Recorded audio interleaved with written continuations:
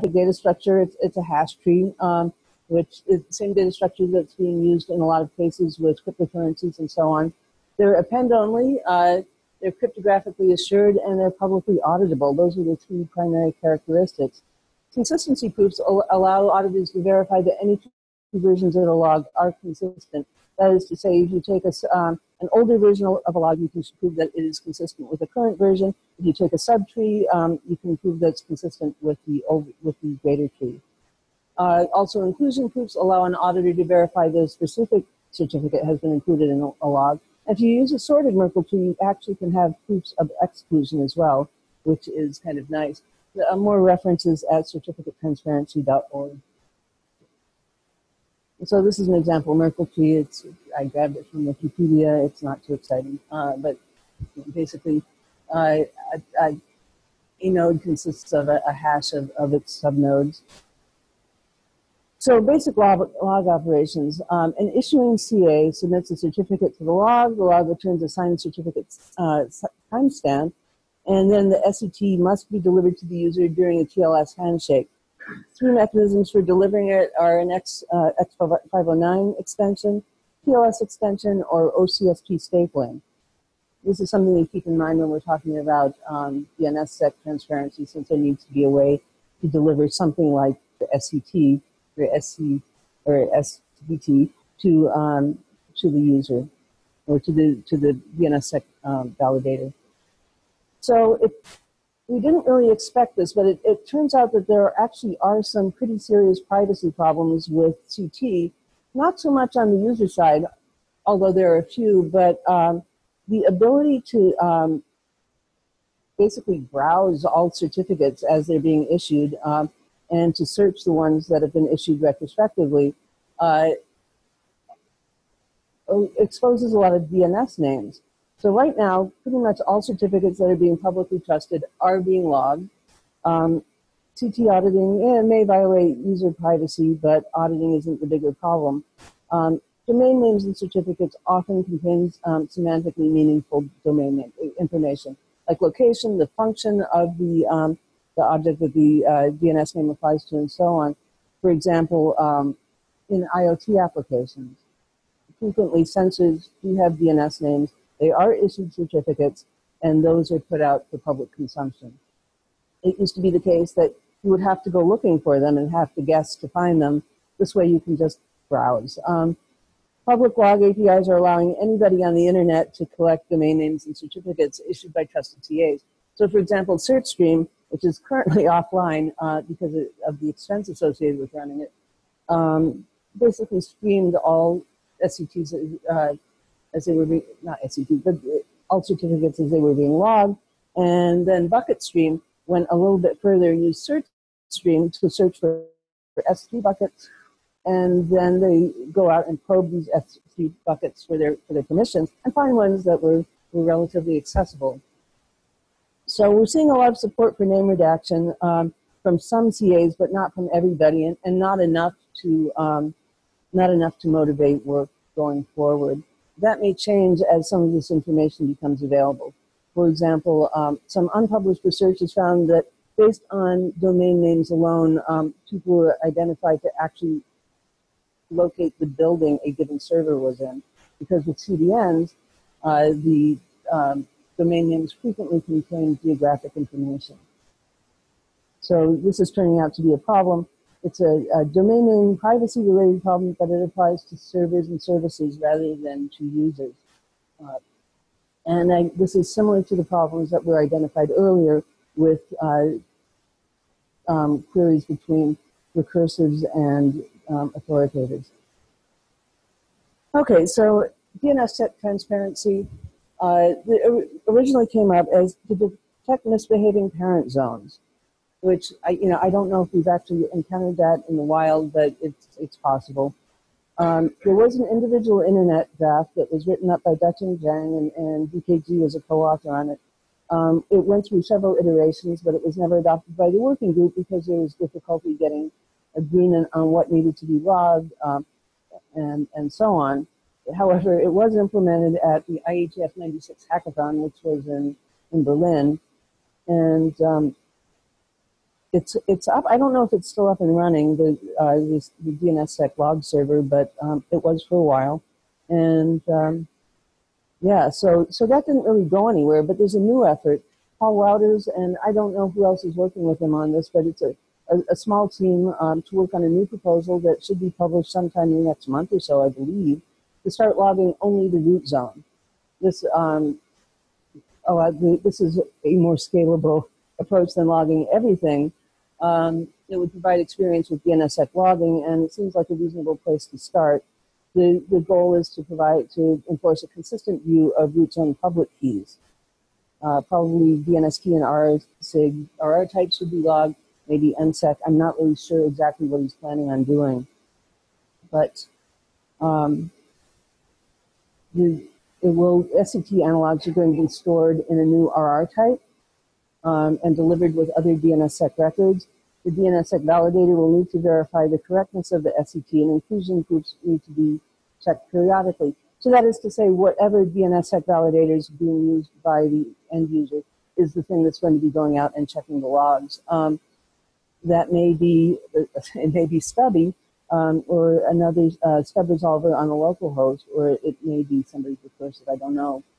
And then much is the same with CT logs, DNSSEC transparency logs are going to be publicly auditable, which again, we're exposing domain names. With the root zones, that's probably not much of an issue, but it may be as zone flow trees start to become logged. So the privacy exposure is largely confined to the domain owner rather than the user performing the DNS lookups, but it turns out that there are really good reasons to be concerned about that, given what we've been seeing with CT log. So I don't know what this is going to, where this is going to end up with respect to redaction. There's a very strong argument to be made that it doesn't make sense to have publicly trusted certificates in a publicly available database that are issued through publicly trusted CAs, but that contain private information. So right now, DNS privacy efforts have been focused on protecting user activity, but it turns out that there's this other problem as well. We need sort of a broader understanding of what it means to provide privacy protections for what's basically public information. And so that's, there are a lot of open questions around this, but there definitely have been some issues. So that's a quick overview. Are there questions?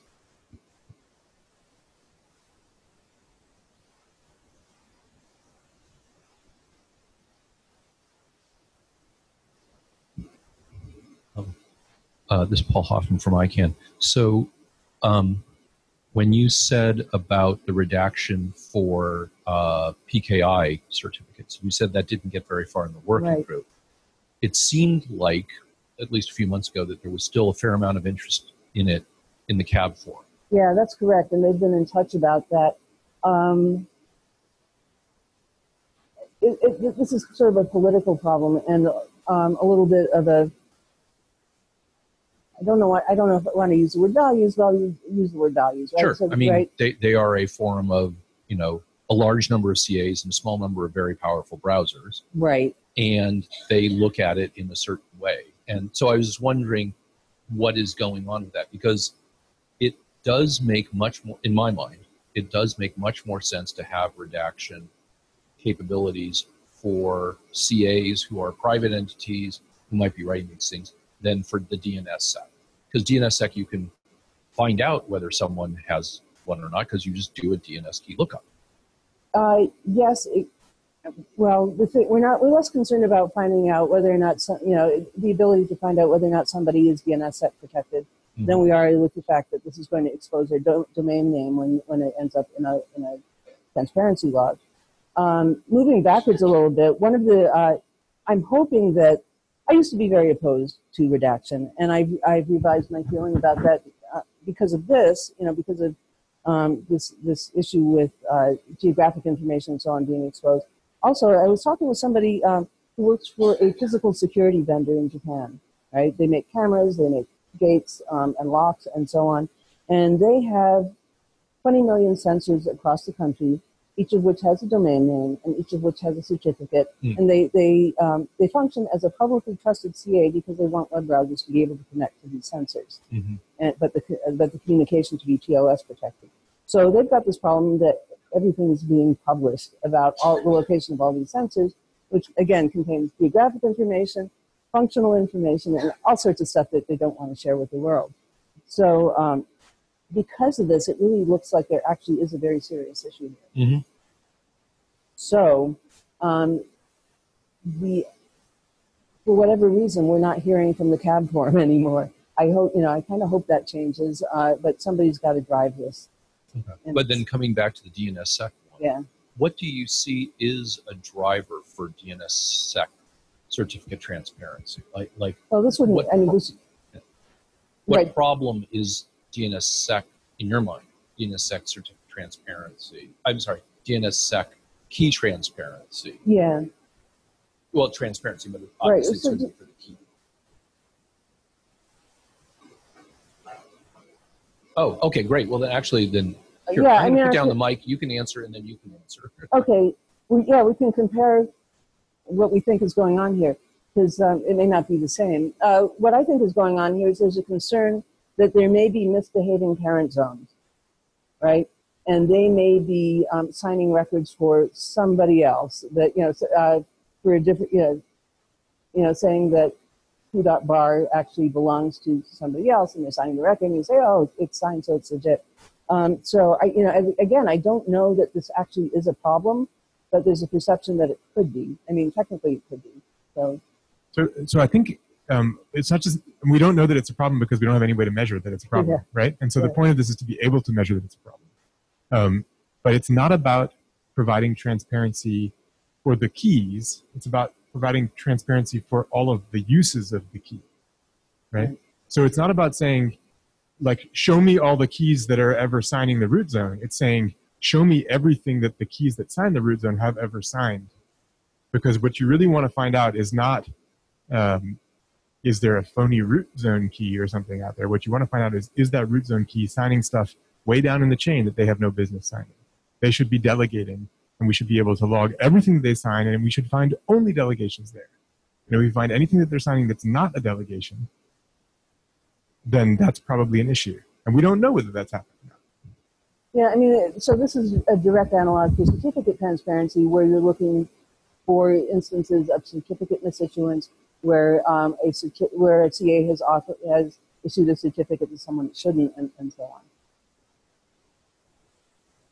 Hey, okay. So yeah, it does seem like we don't really need to be logging all of the times that a key is used, like, within its direct zone. We might be able to carve out some key uses that are just non-loggable because they're just the natural domain of the key, and the only thing you care about is if it's the right key. If it's the right key, that key clearly always has permission to do whatever it wants in that zone, something like that.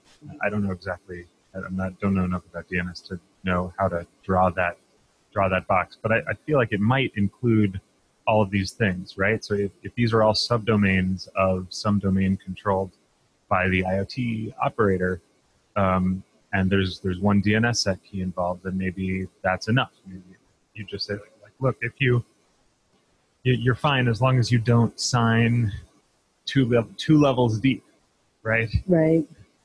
We don't really have anything like a CAA record for DNSSEC right now. Well, I mean, we're in questions about dbound kind of work here, right? Dbound is this domain-bound approach, right? Exactly, So we have the public suffix list, which says if you're operating above one of the public suffixes, then you probably shouldn't be signing stuff that's below the suffix, right? And so we have this cut, and it's a terrible mechanism. It's basically hosts.txt, but for the internet age. And, I could see doing DNSSEC transparency beyond the root zone to the edge of the public suffix list or something like that as a first order approximation, right? Yeah, and then that would avoid, big, but yeah.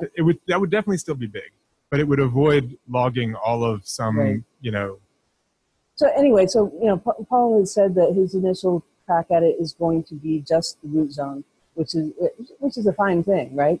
And when that's published, I will definitely send email to the deprived mailing list because, like I said, I think there's some privacy considerations we haven't been very thoughtful about. So I'm going to say the thing I always say at every time about at the trans working group, which is I really want redaction because I want users to be able to start HTTPS accessible services that are secret and known only to them on cloud hosting providers. Yeah. So because it's really easy to rent a VPS, it's really easy to set up some sort of personal app running on it for you or you and a few of your close friends, and it might be incriminating or subject you to DDoS attacks or various other things, because that became widely known. And with IPv6, it might even be possible to hide in plain sight if it weren't for the transparency law. Right. Yeah, no, I think that's fair enough. It's my sense that, I mean, the pendulum always swings, right? And it's my sense that the browser vendors who've been a little bit tyrannical at the CAB forum, right? No offense to anybody in the room, but yeah, they're losing a little bit of, they're losing a little bit of ground there. I mean, there have been redaction proposals from Google, I know, in the trans working group. That was not a serious proposal. But on the next page, I actually do have a couple of references. The first paper is co-authored, and the first author is a student, but the second author, Aaron Masseri, is one of the principal authors of the CT documents. And it includes, there are basically two proposals in there, one of which is a hash-based method for hiding domain names, redacting domain names in certificate files. So my question is, how do you see this in relation to NSEC walking? I'm not a DNS person, so I don't. Okay. Yeah. But that's a good question for. Some deployments of DNSSEC, depending on your perspective, allow you to essentially enumerate down from the root for the entire DNSSEC, the entire global DNSSEC namespace. Right, and the proposals may or may not include logging NSEC records. I don't know if that helps, but. Well, so in particular, we can ask whether any of the names that we're talking about are high entropy, unguessable names, or whether they are, things that NSEC that you could walk with NSEC or NSEC 3 records. So you have to be careful when you say walk, because if it's not a name that would be in a dictionary, then you don't get to walk. Right. Well, yeah. Plus entropy. Yeah. So and there are essentially close to zero signed zones other than the root that use NSEC. NSEC 3 has just become the norm. Now, that may shift over time, and there are good reasons actually for the registries to shift back to NSEC if they don't care about walking. But basically, if you have a name that you don't want somebody to guess, you have to make it unguessable, regardless of DNSSEC, because you don't need NSEC 3 walking in order to just try to guess it and ask the database, is it you, is it you, is it you? So with almost any entropy, NSEC 3 falls apart. But then again, you just send queries to the zone and say, does it exist, does it exist? Yes, there is, and it turns out that if you care about a particular zone, you just go online and do it. And there have been papers. So over time, the NSEC 5 proposal shifted from, oh my God, this is this great cryptography, to actually practically looking at stuff.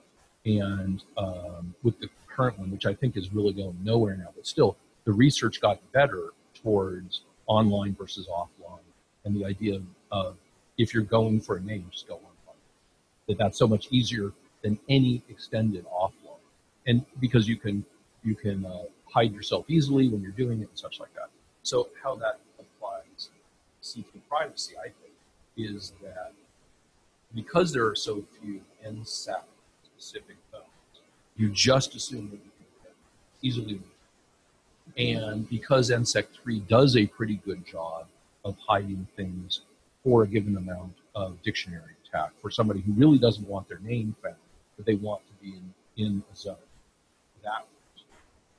So those are the two extremes. There are people in the middle, but in fact, the two extremes are the most likely.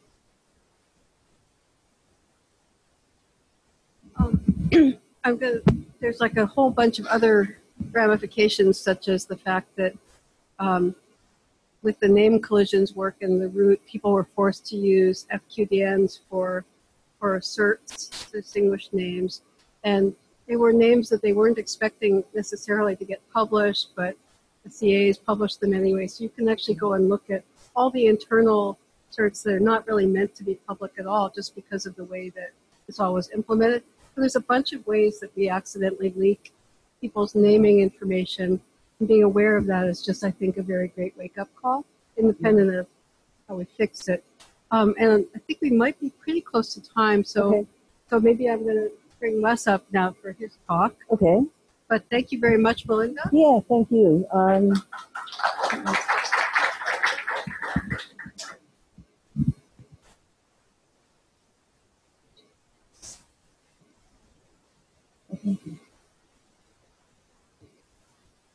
It's a bit.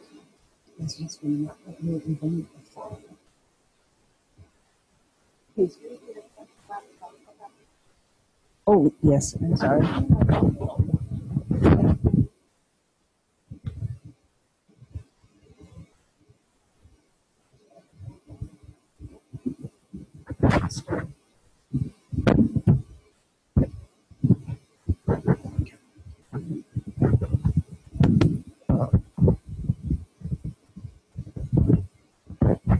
Perfect, thanks. All right, I'm Wes Hardiker with USCISI. Bad news, I have 41 slides in 25 minutes. Good news is I've had a cup and a half of coffee. I think we're good. Now, some of these I will go through more slowly because I'm trying to get some points across, and then I'm going to display a bunch of graphs that I'm just going to blast through. Don't try and understand the details, try and understand sort of the analysis that I did. And so that's me, I said that already. Last year, I talked about, well, what if we just never asked questions? What if we went home and we'd pulled all our data from somewhere else and we memorized it and we went home, we never used it at home, where we're sort of identifiable, right? That's where attribution happens. That really just led me to a whole lot more questions. Like, does query leakage actually reveal anything? What does the root see about me, is one example. Does traffic analysis reveal anything? Does temporal analysis reveal anything? What sort of data is out there that if we really dive into it, offers a problem? And then again, what do the protection services offer? Does TLS help us? And if so, how much? Does query minimization help us? And if so, how much? And what does offer a full, sizable set of protections? So I think we all know that DNS query leaking to the root happens, right? www.example.com ends up going to example, but before that it has to go to .com, and before that it has to go to the root. And many resolvers start off by sending one query to the root, and then they wait 4 hours during cache, and then they have to ask the next .com that comes along. And there's two sort of ways to deal with that. One is QName minimization, which is, I'm only going to send you .com, not example.com. The X should have been over www.example. So it's not actually leaking example.com. It would only be asking for comms information itself. And the other one is encryption. And as you know, we don't have encryption right now between resolvers and authoritatives. In theory, that might be coming somewhere down the line if we continue this road. So I came up with an experiment plan. I decided, well, let's see what my own house, so I run a recursive resolver in my house because I'm a geek. And let's see what my own house data is leaking to the root. So, and I actually found another willing sucker, who's my coworker, Robert Story, who was willing to let me use his static address too. So I have two residences in the data that I'm about to show you. One's mine and one's my coworker's. And I picked an authoritative server, and I just picked vroot. So this is the root of the DNS, and fundamentally the question is, what data from our two residents leaks up to the root? And it's so I picked 1 month of data, and it's January 2017.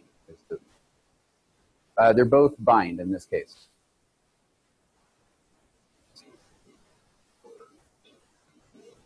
This is right. So it's really we're only seeing 1/13 of traffic heading toward the root. So no, they're not forced to go to B. Thank you.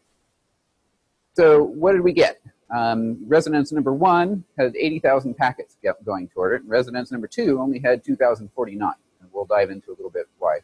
One thing you'll note is that residence 2 didn't have IPv6 deployment because none of them were going over v6, but residence number 1 had about 1/3 of the packets headed that direction.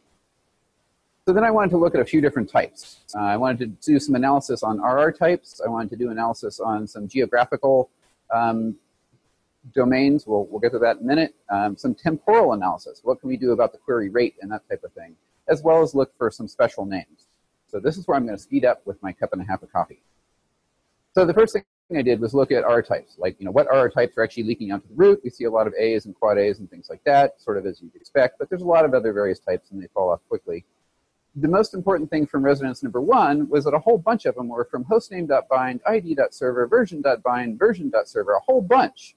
So why is that? Well, if you look at them based out on a temporal where the top line is the green ones are the text queries and the bottom ones are SOA records, you'll notice that they're really periodic, like much more so than the caching frequency. So the obvious guess should be, do they have a ripe atlas probe in that house? Yes.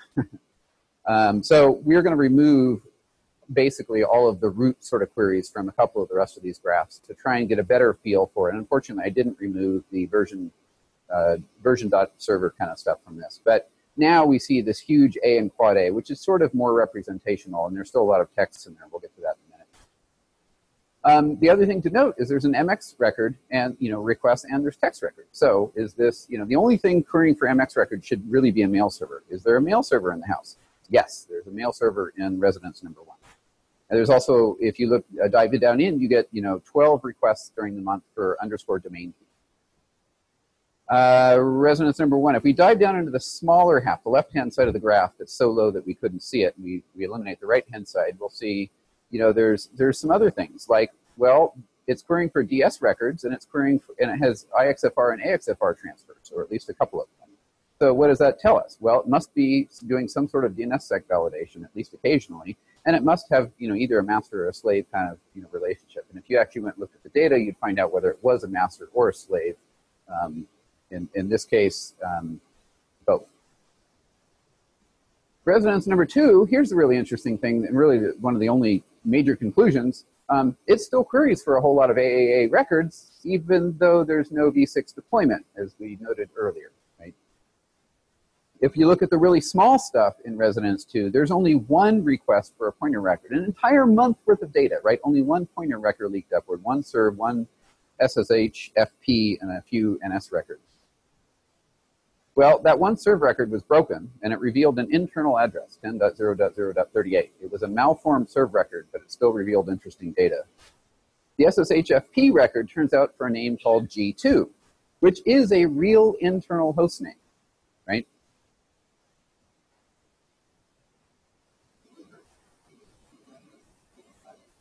Yep.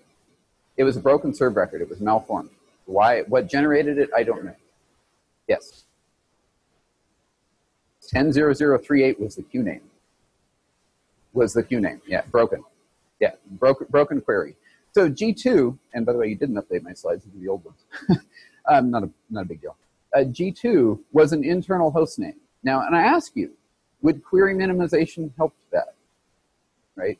That broken query for an internal single address would have still leaked up to the root. Q name minimization wouldn't have protected you here.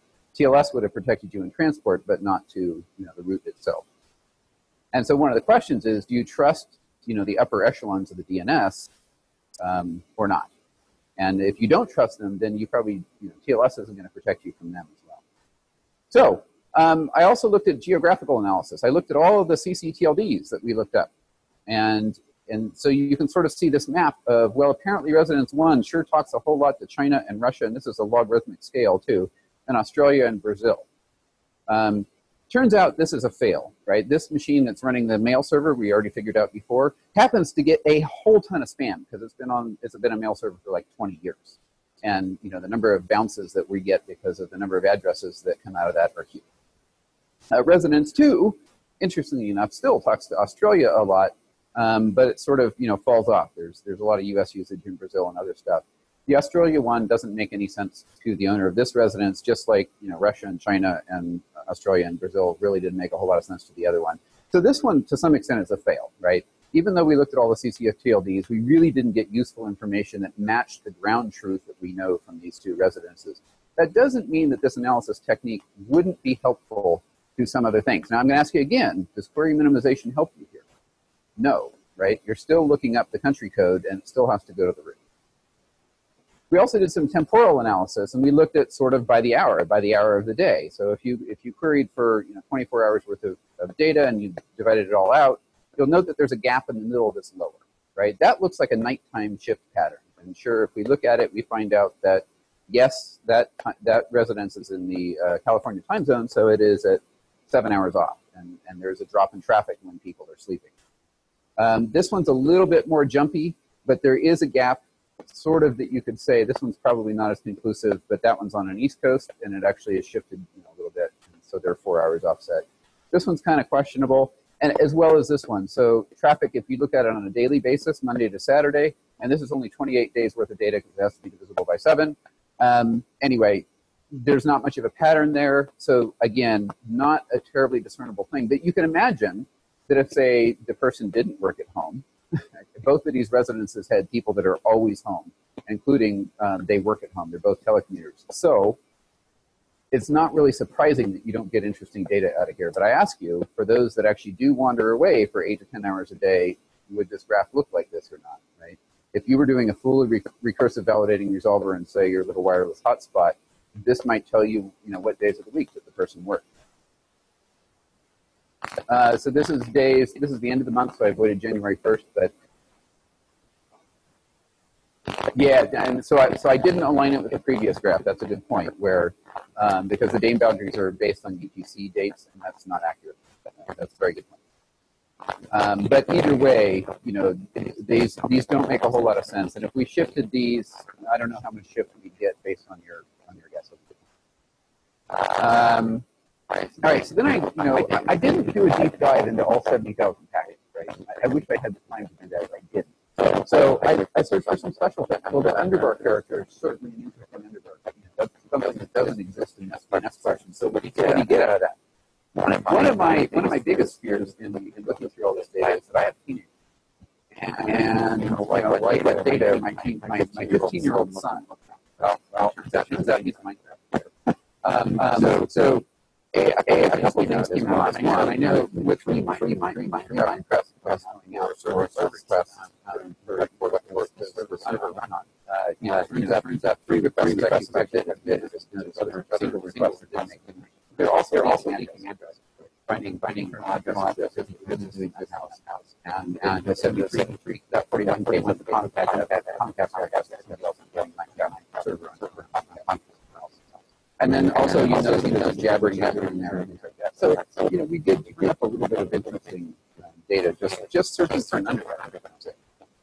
I don't have underbar data for residents 2 because there was 0 requests. So, forgetting all of that, and there's more analysis in the paper. So if you read more, I actually looked into second-level domains as well as public suffix list breakdowns and a couple of other things. But what do we have to mitigate these kind of things? And certainly there's a whole lot more analysis that I could do, but what options do we have to protect ourselves from this type of high-level bulk analysis? And so, DNS query name minimalization, we've talked about, that might be helpful for some of it, but I think we've proven that it might not be helpful for all of it. TLS-based DNS encryption, and then I'm going to talk about a new one called local root, which is also RFC 7706. And that's basically to slave the zones that you want all the data from. If you have all the data, you never need to ask questions, and nobody can read your questions to determine anything. So, and I encourage you, all of this URL is going to be on your slides for the next few minutes. This is localroot.isi.edu, and if you go there, this actually lets you register as a slave to the root. And so what that means is you can turn your local recursive caching resolver into a proper slave of the root. You'll get queries, any query sent to your recursive resolver will go to your resolver and will not leak upward. It will not leak outward. So right now, this is the server list. You can enter your server name. It's secured with tsig and all that kind of stuff. You can enable and disable and delete. It has a configuration generator, so it actually just gives you all the config output you need to run, say, bind. Unbound is coming in the future. And this is slowly getting better and better. But the important part that I want to give away with this, and the URL is still at the bottom if you want to copy it, is that if you look at what of all the analysis types that I did, which is on the left-hand side, against the protection mechanism on the top side, you'll find that query minimization doesn't protect you from things like temporal analysis and TLD analysis and geographical analysis. TLS sort of partially protects you, right? It protects you if the person's sitting in the middle.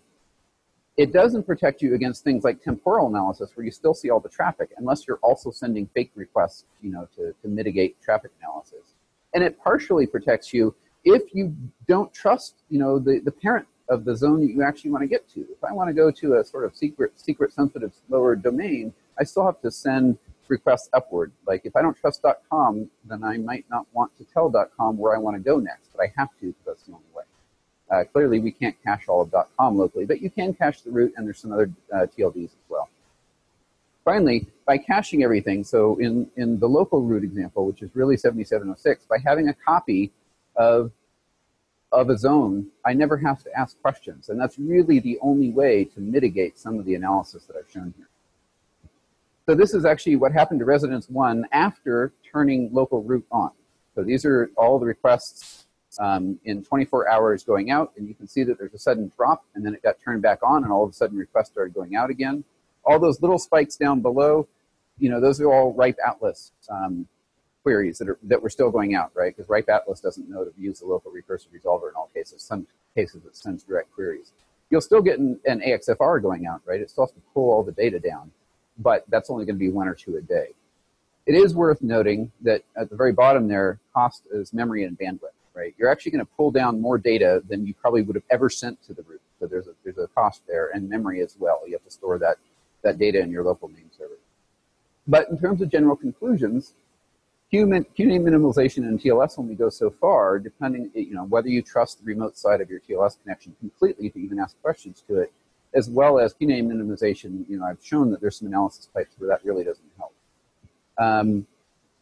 I'd like to do a whole lot more data study. I kind of ran out of time. I'd love to keep diving more. There's still a lot more analysis types that could be done, as well as doing things like looking at enterprise data and looking at other residences. If anybody else wants to give me their static address, I'd love to go an signed agreement saying you won't sue me or something. And then finally, distributed naming and push models really are one of the only ways around DNS privacy. You can get your data through side channels and through other things and other mechanisms that you trust.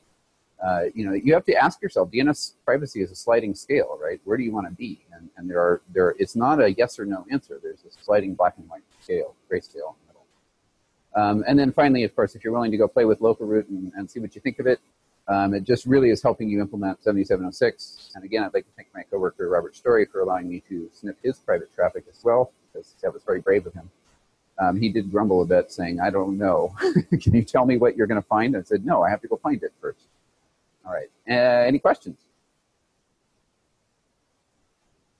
In the future, this service will likely offer other zones as well, including there's TLDs that I can get data for so that you can actually slave. You'll be able to pick, I want these zones. So one comment, one question. The comment is that localroot.isi.edu does not implement 7706. 7706 explicitly says don't use something like this. So it's fine to say it helps you get a local root. It's fine to say your local root will act while it's not getting the data from you that way. But in fact, please don't say that it implements 7706. And I'm really, really sensitive about that. As co-author on that, we got a lot of arrows in our back. Warren Kamari, who was the other co-author, and we got a lot of grief from it. So please be more careful on that. The question is, why did you just look at broot? Why didn't you just put a packet capture on the north side of your good question of the two recursors? Partially because when you said, oh well, we get 1/13 of it, I don't think you know that. In fact, I would highly suspect that some of them you would have never gone to, so I think you might have gotten more than 1/13. But you live in Sacramento. It's not clear how far topologically Sacramento is from West LA. So, why wouldn't you have just, or could you have just done that and then seen all of it, including the really weird, more than 1/13 of those really weird stuff? Yeah, no, good question. So a couple of things. One, the residence on the East Coast was farther away, and this was before Miami turned on too. A couple of reasons. One, I controlled both sides of the equation, so that I had permission from both sides. From a just pure, that kind of point of view, it felt better doing it that way. But two, and I answer this in the paper, I actually talk about the fact that, remember how I was saying before, do you want to trust the parent, right? Do you want to trust that entity? So I wanted to pick one entity to see, okay, like for the root server system, maybe I trust some of them, but not all of them. What can I get out of one entity? If they're being evil, I can't answer that if I have everybody. If I have just one, that I'm sort of doing an analysis as if I'm one bad person. I still could have done similar analysis too against all 13. And I disagree with what you just said of you couldn't tell, because you could see on the outgoing ones what were the IP addresses that they were outgoing to. You could say this query would have gone to B, which you'll call good because you work there, and this one was going to some other letter I won't name that you don't. So I still think you could have done it with that. Yeah, I could have. No, yeah. You're right. And again, from having looked at root server traffic, especially B root server traffic, you would have gotten a lot more interesting crap.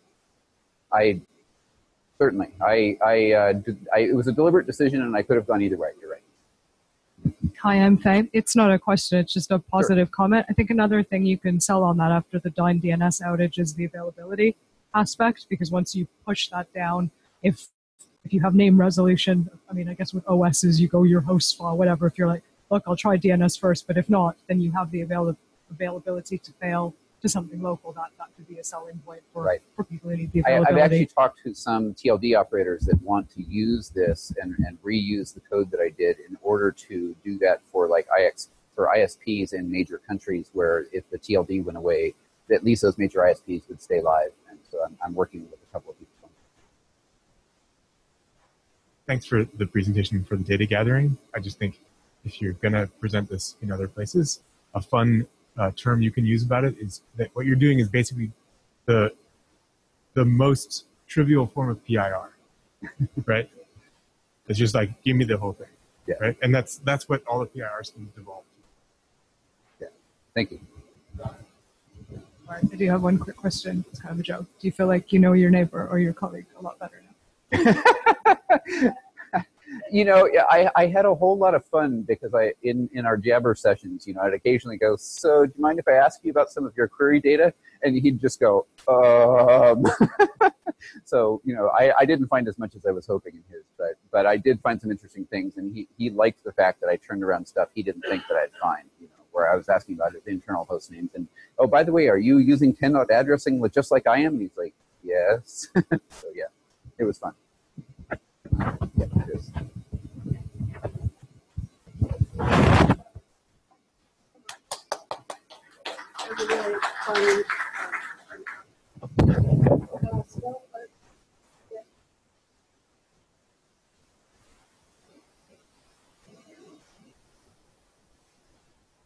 Good afternoon.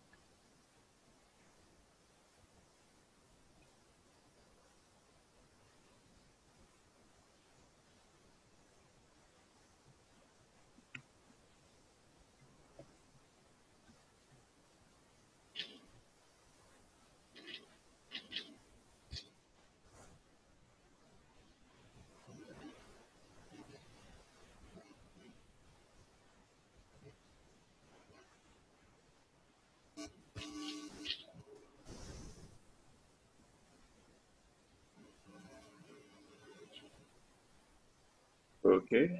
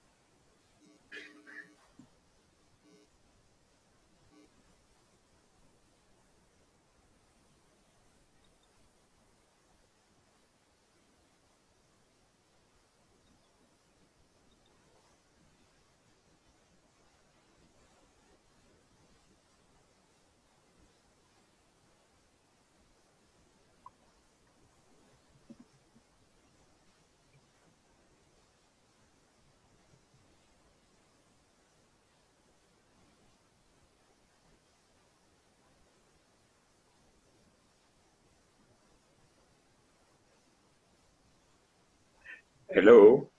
Did you hear me now? Christian, can you speak to us?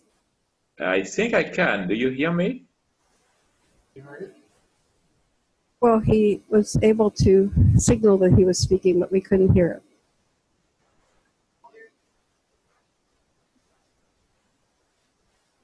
him. There's a level setting in the audio thing back there. We have many analog systems behaving not well together.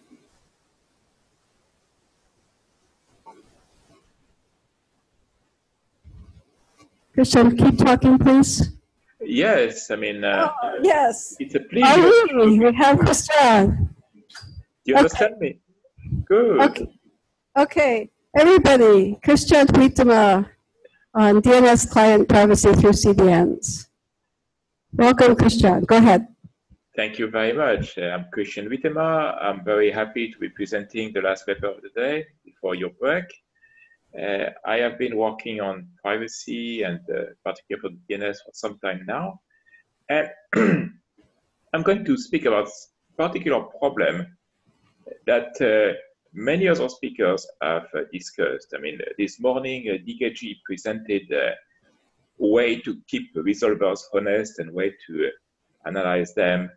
And all that is motivated by the same idea. I mean, if we go for DNS privacy and we send all our requests to a private resolver, that private resolver is going to have a whole lot of data about us. The data about web traffic, data about email, data about shared files, and we know the drill. I mean, Bert told that this morning. You can find out who is sending those queries because some of them are very personal, and then when you know who the guy is, you can know what they do, and you can use that information for fun and profit. And yes, there may be nice statements of privacy that says don't worry, but hey, it's kind of worrisome still. So you are thinking, okay, what can I do as a DNS client? And this morning, DKG was presenting things that you can do, like try to log whether the server is misbehaving, try to not send parameters, etc. And I've been looking at something else. I've been looking at, okay, that's choosing a good DNS resolver is nice, but it's not necessarily something that will run you very far because policies do change. I mean, we have a history, for example, OpenDNS, which one resolver got bought by one big company, and things like that do happen. We also know there are a couple of things that don't work. I did an expert study of that last year. I've not published the results, but about the two obvious ways to protect yourself from your resolver. The first one is to add cover traffic, add chaff. And And that doesn't work very well because basically what you're doing is building a bigger haystack to hide the needle. And the problem is that the needle is still in the haystack. And unless you put a whole lot of chaff, it's very easy to get rid of it. So that's not very tempting. The other thing is, okay, can you split your traffic among several resolvers? And that one is not only not working, it's most probably counterproductive. The reason for that is that the DNS traffic is very redundant. I mean, clients are going to send the same question many times. Clients that visit a page, a web page that has 100 host names in it, are going to send 100 questions by web page. So depending on your splitting techniques, all that will end up being split and spread onto all these several resolvers. And basically, you have been, instead of telling your life story to one resolver, you are telling that to many. So at that point, I am not very optimistic. Okay. There seems to be nothing good to do except pick a server and trust them, which has some kind of not satisfactory ring to it. So wait a minute. I want to look at something else. The internet is changing. You might have noticed that there are all these big companies that are getting more and more of the internet action. And those companies, I mean, they know a lot about you. I mean, if you choose to use Gmail, for example, Google will know all the mail that you send and will read them and all that. And maybe you're okay with them because you trust them, but that's still a lot of information. And you might decide that you would trust Facebook instead, or Microsoft, or Amazon. But maybe you only trust them to some level. The thing that's happening is that these big companies have been investing a lot in internet infrastructure. And they have all these points of presence that are spreading over the globe. So that if you want to compete with them, you need to have servers that are equally spread. Otherwise, the ping time of your server will be so large that users won't like your service. And that means that if you're a small company, well, you want to federate with one of those big CDN services to get good service. And you get this view of the internet, which is absolutely not what we are used to before. The new internet, I mean, it's not like you have the open internet, you go to it and go through it to all these small servers there. That was the old idea. The new internet is that you go from your place to your ISP. And your ISP most probably has an access point, a Google Edge service directly on its premises, or if not, very close to it. And same goes for Facebook, same goes for a few other big ones like Microsoft, Amazon, and there are probably a couple of more. The same goes for CDNs, I mean, that are there, I mean, the Akamai and Fastly of the world. And they are there. That's the new internet. Now, look at what we are doing with the DNS in this new internet. We are not taking advantage of it. What we are doing is that we are sending all our queries to a DNS resolver, and that DNS resolver will then interact with the open internet and with everybody else. So basically, we are concentrating a lot of traffic in a place there. Why? My point is we don't have to.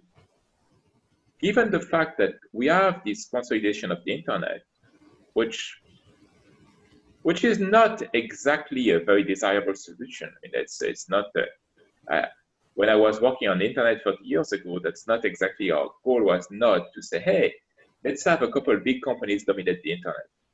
But hey, that's what we have. And so look at what that does on the DNS, and look at what the classic DNS query is. When you look at the chain of DNS query, people tell you, hey, you go to the root and you go to the authoritative, and you get the IP address of your service. Well, that's not what is in fact happening if you are looking at the traces. If you take a trace, and a trace I did at home, but I mean, I've done that many times, and it's very representative. You go to a random website. I went to Business Insider, and you ask the query, and so you have a message, query message going to the server there, and there is a response. But guess what? The response doesn't give you the A record that you asked for or the product. It gives you a CNAME. And the CNAME is for a CDN network. And then you resolve that, and you get the actual name of the host on which you can find the traffic. That's a pattern that is extremely frequent.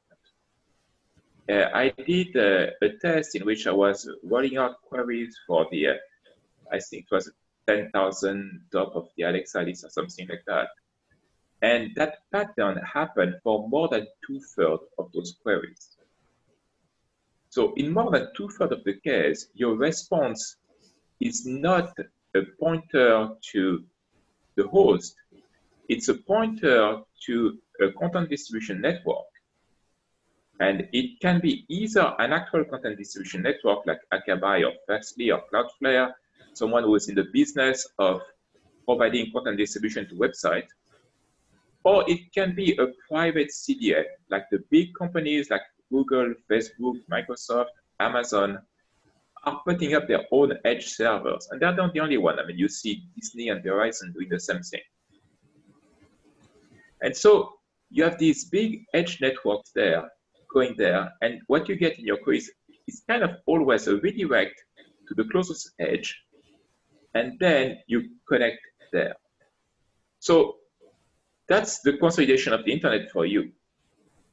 It's a kind of a sad story, but let's try to take advantage of it. So my proposal is very simple. Assume that the client can cache the CDNs that come from this resolution to CDN or edge services. And it will know, for example, that if you go to businessinsider.com, hey, you have to use the fastly.net CDN. If you go to Instagram, you will have to use a Facebook CDN. I mean, these are things that are pretty stable. You can cache them. Now, when you get to a name resolution there, well, you can immediately retrieve the fact that, hey, last time I checked, Business Insider was served by Fastly. So instead of sending the query for Business Insider to my DNS resolver, I would send that directly to Fastly. And it has a couple of good effects. I mean, the first effect is that it's actually faster as a resolution, because I go directly to the CDN so they can do all their CDN stuff and give me the response very quickly. Whilst my DNS resolver will have to go to the name server of the CDN to get the same answer, because those answers are always rotating, serving, etc. So it's faster. But also, it does minimize the information. The reason it minimizes that is that today, when you go to a CDN, yes, it knows a lot about you. I mean, for example, the Google Edge point will serve Gmail and YouTube and all the Google properties. And you have to assume that if you connect to one of them, Google will know what you're doing. Same for Facebook, same for all the CDN network. But the good thing is that these guys compete.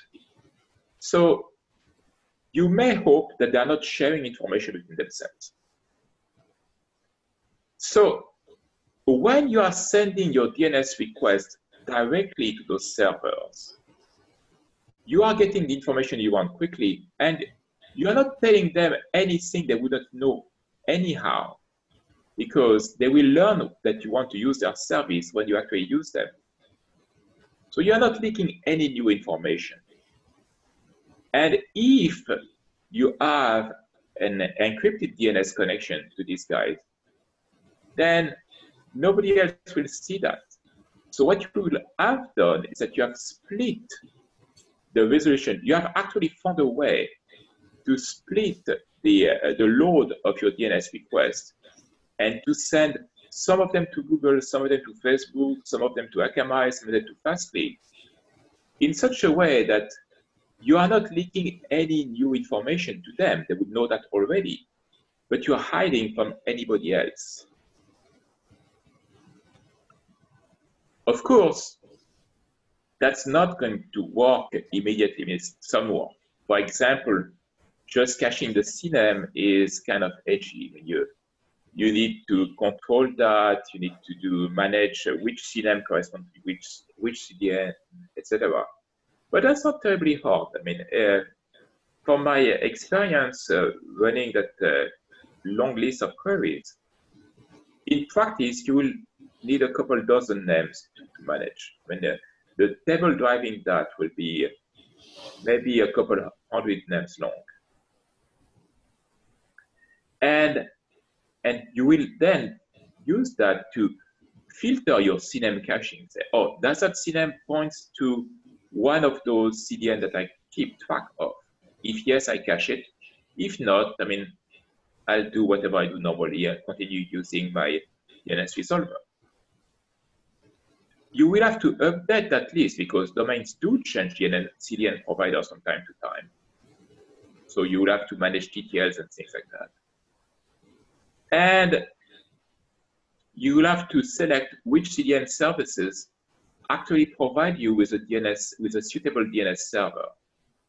And you'll want to use DNS over TLS there if possible, or DNS over HTTPS might be a good fit there because we are thinking largely of web services.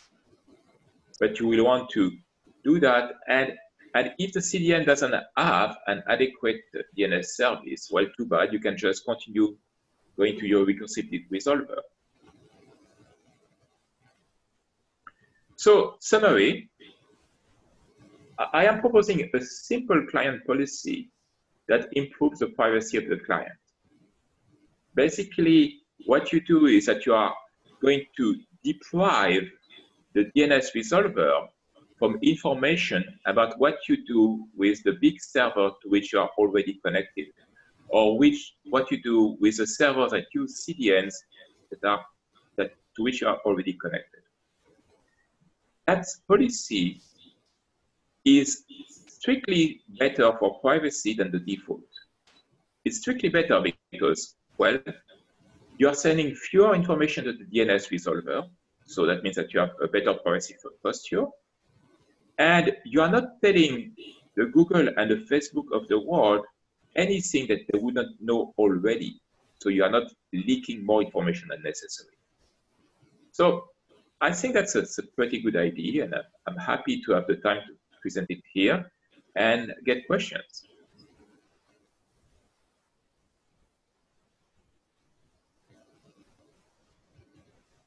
Hi, this is John Todd from Quad 9.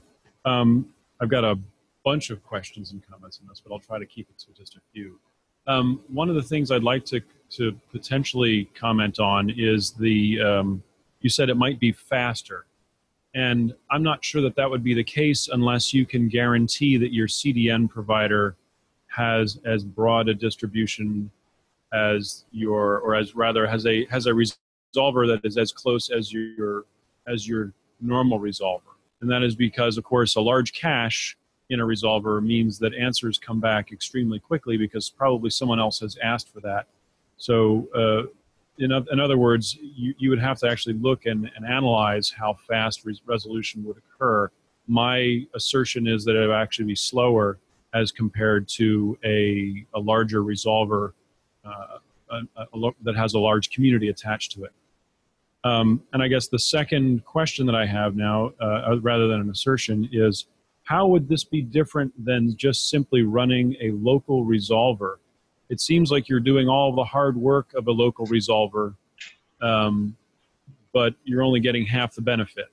Why wouldn't you just run a local resolver on your host, and that would solve all of these problems? And it seems to be a well-known solution.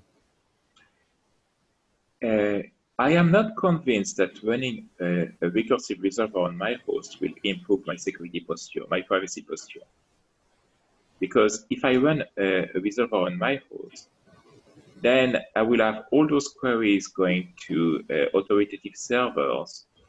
And by tracking the traffic between my host and the authoritative server, I am pretty much, basically that traffic can be tracked and it exposes pretty much what I'm doing. So that doesn't seem like the best idea. How would that not be the case with this model? Oh, because what I'm doing, assume that I'm going to Google, for example, okay? I am going to do a connection to Google. If I do it right, I will do an HTTPS connection to Google. I'll have a couple of queries there. People on the path will just see HTTPS traffic to Google. They won't be able to tell what I am doing with Google. And that's strictly better than exposing that I'm going to YouTube and I'm going then to some Google Doc or something like that, because those guys concentrate quite a few services. So if you have half a dozen services of Google, you will only expose one connection. So you expose fewer data. Moreover, that data, that IP address tracking data, people will have it anyhow. Your ISP will be able to see that anyhow by looking at the IP packets flowing for your machine. Hi, Christian, this is DKG. I just want a clarification question here. Are you suggesting that I should be sending DNS queries to DNS resolvers operated by the fiefdoms? Or are you suggesting that I should simply assume that the fiefdoms all can handle domain fronting and make my connections directly to their edge providers without doing any DNS lookups whatsoever? I was assuming that each fiefdom will have its own service of DNS resolvers, because it's kind of their interest to do that, because by doing that, they deprive the other fiefdom of the information. So what you're suggesting, so am I making a DNS over TLS query to the fiefdom's own resolvers? Yes, that was the idea. So this system depends on the fiefdoms offering public DNS over TLS resolvers, which isn't currently the case to my knowledge. Is that right? It's the case for some of them. Right. For every one that stands one up, you could just learn that and map your queries to them. But it still depends on them setting up DNS over TLS resolvers. Yes, absolutely, absolutely. I mean, if they don't do that, they just go to the straight resolver, to the default resolver. Yeah, this is John Todd. One last item, and this is actually applicable in a broad number of topics we've had here today. But this model also then breaks the current administrative boundary problems where you have domains or control domains that wish to use DNS as a way to deny or permit services. And I know that that's the TLS and DNS over HTTPS also cause those issues. But by creating requests directly from the client to these individual edge points, you're eliminating the ability of a local administrator to look at or block things with either RPZ or other methods. I'm not necessarily opposed to that method, but I will say that invites a heavy-handed response by a local administrator who's trying to control access to data from inside their network by individual clients. So that's just a concern that I think you would want to raise in any further discussion of this, because it's one that concerns me in general, because I think that's going to be administrators are going to want to control information on their domain. It's their network, and you're offering methods that forbid that from happening, and there's going to be a back and forth between those two desires. Yeah, certainly, but what you're describing is a property of DNS over HTTP, for example. And Hi, yeah. this is... Please. Hi, this is Ben Schwartz. So do I understand correctly that this technique is intended to reduce the number of queries that are sent to the red labeled DNS resolver here? Yes. And that is only true when the CNAME TTL exceeds the address TTL? Yes. Okay. So do you have data showing that the CNAME TTLs are generally substantially higher than the address TTLs? Yeah, the address TTLs are typically very short. Okay. I guess I just haven't seen, I don't know of a data set where I could even try to verify that. But in general, I guess I'm used to the idea that some of these CNAMEs could be pretty short-lived, but I don't. Yes, and that's part of it. As I said, it requires some engineering. It's mostly the idea that if the internet is separated in fiefdom, we should use that property for privacy rather than just suffering from it. Oh, okay. So I'll take your point here being that you've noticed an interesting pattern and one sort of mechanism to exploit it, but maybe there are other ways to think about it too. Oh yeah, if you can come with something better, I'll be happy. Okay, thank you.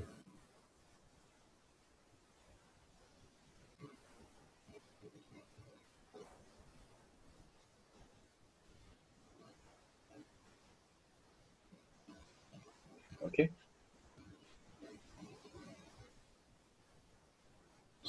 And we promised some interactive activity. So I want to remind you that we talked about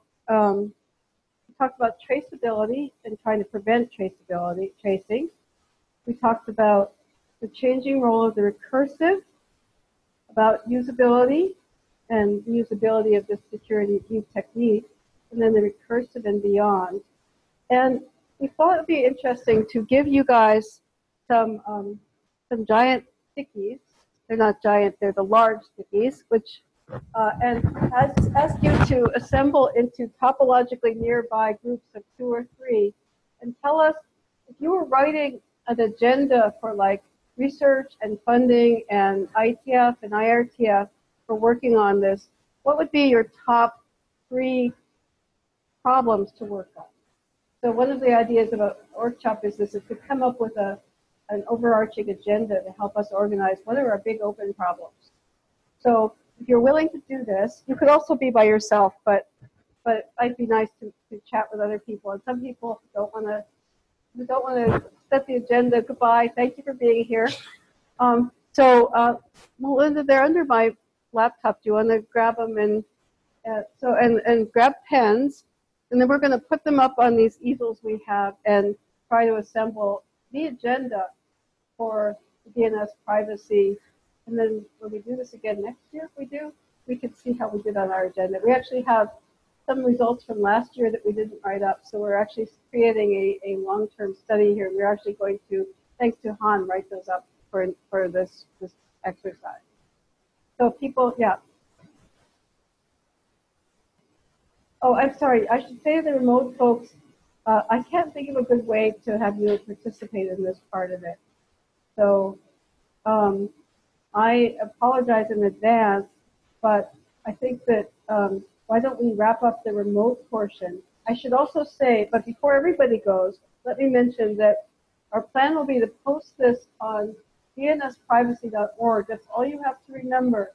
And then you can comment on it and identify yourself so that we can continue some dialogue in the comments on that on the wiki for DNSPrivacy.org. Okay? So you will be asked, it would be a good idea next week to take a look at DNSPrivacy.org and find this and jump back in again after you've recovered and you've thought about it for a week, etc. All right? Okay, so do we have teams? And you, anyone want to team up? Do we have a team over there? Yeah. Chris and John, you want to be a team? Okay, so three top priorities in order of priority for research. Research and development, R&D. Okay, so IETF, what do we need for standards or what open problems do we need to solve? You can prioritize it.